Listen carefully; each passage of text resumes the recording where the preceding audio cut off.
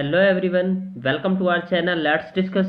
Friends, आज हम आप सभी के लिए क्लास 10th का विज्ञान सब्जेक्ट का वर्कशीट नंबर 44 लेकर आए हैं। और यह वर्कशीट आपका 14 अक्टूबर 2020 के लिए है।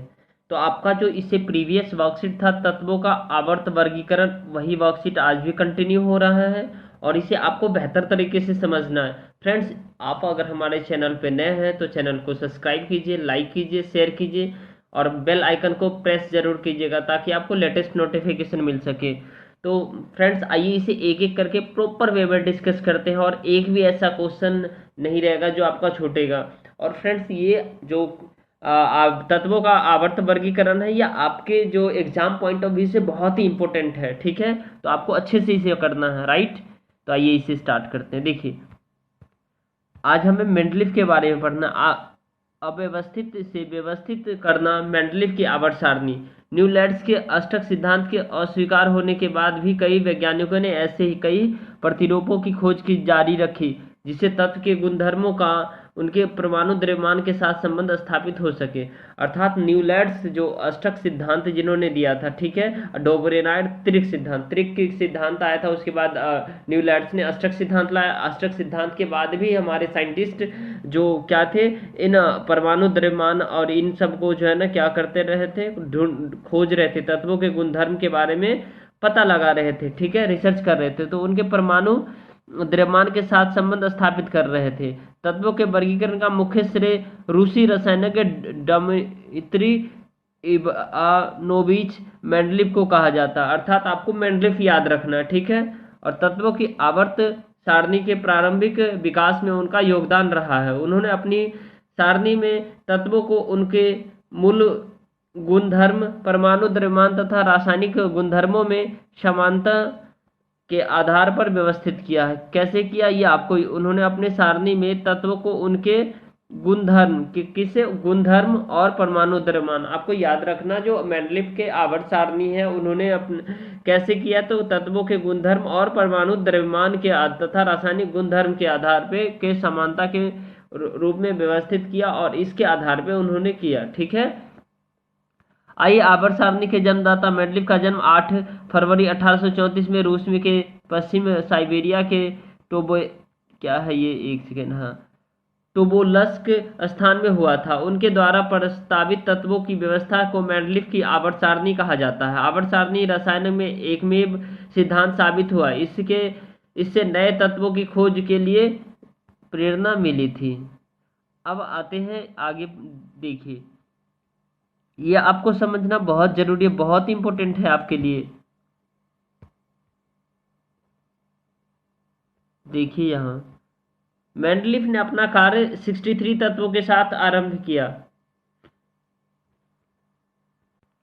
अर्थात मेंडलीव जब वो खोज ढूंढने निकले तत्वों के गुणधर्म, तो उनके जो 63 जो तत्व के आरंभ किया 63 तत्व के साथ, और उन्होंने तत्वों के परमाणु द्रव्यमान एवं उसके भौतिक एवं रासायनिक गुणधर्म के बीच संबंधों का अध्ययन किया। परमाणु द्रव्यमान और उसके भौतिक गुणों के बीच के रासायनिक संबंधों का अध्ययन किया। और रासायनिक गुणधर्मों के अंतर्गत मेंडलीव ने तत्वों के ऑक्सीजन एवं हाइड्रोजन के साथ बनने वाले यौगिकों पर अपना ध्यान केंद्रित किया। अर्थात ऑक्सीजन और यौगिक के से बनने वाले जो यौगिक था, ठीक है, ऑक्सीजन तथा हाइड्रोजन के से बनने वाले जो यौगिक था उन पे उन्होंने अपना ध्यान केंद्रित किया।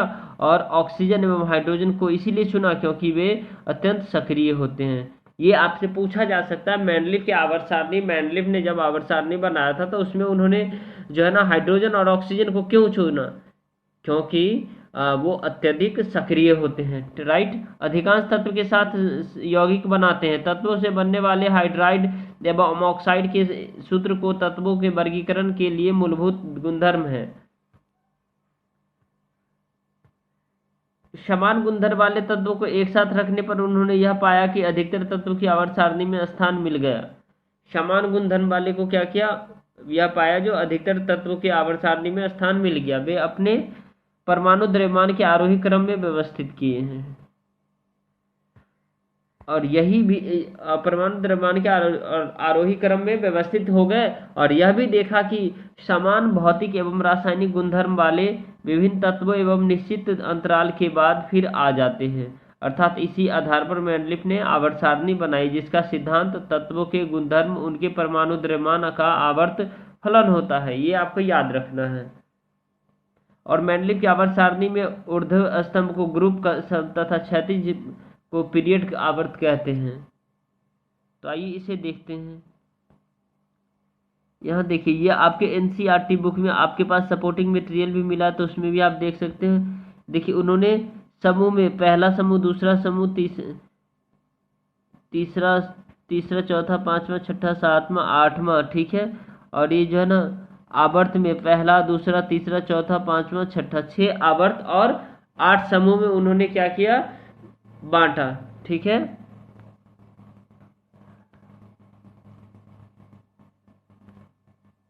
अब देखिए, इसके कुछ क्वेश्चन है। मैंडलिफ की आवर्त सारणी का उपयोग कर निम्नलिखित के ऑक्साइड के सूत्र का देखिए। तो इसको, इस सभी क्वेश्चन के आंसर को देखते हैं। आइए देखिए, आपका कक्षा 10 विज्ञान वर्कशीट 44 आसान उत्तर के साथ। क्वेश्चन नंबर आपका फर्स्ट है, बहुत ही अच्छा क्वेश्चन है, इसे आप समझ लीजिए। देखिए, तत्व आवर्त की मैंडलिफ की आवर्त सारणी का उपयोग कर निम्नलिखित तत्वों के ऑक्साइड के सूत्र का अनुमान कीजिए। तो पोटासियम है, कैल्शियम है, एल्युमिनियम है, क्लोरीन है, एल्युमिनियम है, सिलिकॉन है, बेरियम है, ठीक है। तो पोटासियम को के कहते हैं और ये पहला ए का धातु है, ठीक है। और इसकी संयोजकता 1 होती है, इसीलिए यह ऑक्साइड बनाती है। तो इस ऑक्साइड को आपको कैसे लिखना है, K2O ऐसे लिखना है आपको, ठीक है। इस ऑक्साइड को आपको कैसे लिखना है, K2O। उसके बाद ये कार्बन वर्ग 4A का तत्व है, इस संयोजकता 4 है तथा इस ऑक्साइड का सूत्र होगा सी, क्या होगा, CO2 आपको लिखना है, राइट। उसके बाद एल्युमिनियम 3A का तत्व है, इसकी संयोजकता 3 है, इसीलिए इसके ऑक्साइड का सूत्र Al2O3, इसे आप ऐसे लिखेंगे, राइट। सिलिकॉन जो 4A का तत्व है, इस संयोजकता 4 है, इसीलिए इसका ऑक्साइड, और इसको आप क्या लिखेंगे, SiO2 ऐसे लिखेंगे। और बेरियम वर्ग 2A का तत्व है, इसीलिए इसकी संयोजकता 2 है, तो इसे क्या लिखेंगे, BaO ऐसे लिखेंगे, राइट।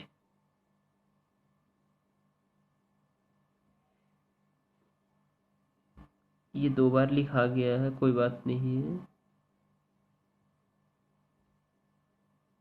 एक बार आप काट दीजिए इसे, राइट। अब देखिए, क्वेश्चन नंबर सेकेंड है, मैंडलिफ द्वारा निर्मित आवर्त सारणी के निम्नलिखित का नियम का आधार क्या था। मैंडलिफ द्वारा आवर्त सारणी के नियम का आधार परमाणु भार के अनुसार था। कैसा था, परमाणु भार के अनुसार था, आपको ये याद रखना है। अब देखिए, ये बहुत इंपॉर्टेंट है। मैंडलिफ ने अपने आवर्त सारणी तैयार करने के लिए कौन कौन से मापदंड अपनाए। तो मैंडलिफ ने अपने आवर्त सारणी के में तत्वों को उनके मूल गुणधर्म, परमाणु द्रव्यमान तथा रासायनिक गुणधर्म में समानता के आधार पर व्यवस्थित किया। उन्होंने अपनी आवर्त सारणी में अधिकांश तत्वों को उनके परमाणु द्रव्यमान के आरोही क्रम में व्यवस्थित किया था। ओके फ्रेंड्स, आई होप आपको समझ में आ रहा होगा। क्वेश्चन नंबर आप 4 देखते हैं। मैंडलिफ ने तत्वों को ऑक्सीजन एवं हाइड्रोजन के साथ बनने वाले यौगिक पर ध्यान केंद्रित क्यों किया। आप क्वेश्चन यहाँ से भी देख सकते, देखिए 4th नंबर क्वेश्चन है, 4th नंबर क्वेश्चन है। देखिए, मैंडलिफ ने तत्वों के ऑक्सीजन एवं हाइड्रोजन के साथ बनने वाले यौगिकों पर अपना ध्यान केंद्रित क्यों किया।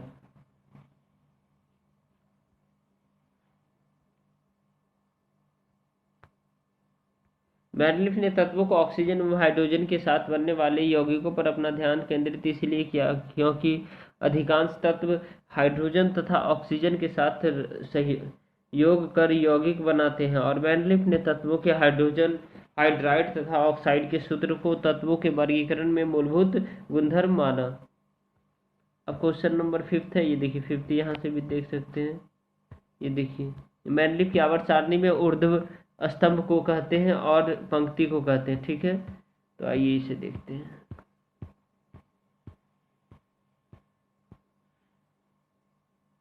मैंडलिफ की आवर्त सारणी में ऊर्ध्व स्तंभ को समूह या वर्ग कहते हैं तथा क्षैतिज पंक्ति को आवर्त कहते हैं।